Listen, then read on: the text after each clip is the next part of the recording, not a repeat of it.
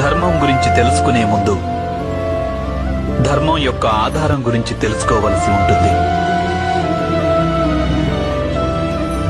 ధర్మానికి 5 ఆధారాలుంటాయి: జ్ఞానం, ప్రేమ, న్యాయం, అంకితభావం, ధైర్యం.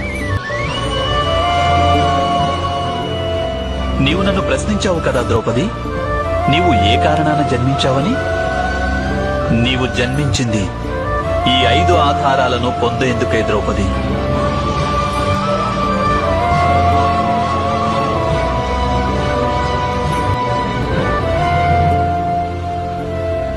దేవతలన్నారు, నీవు ఆర్యావర్తన భవిష్యత్తుని నిర్మాణం కావిస్తావని.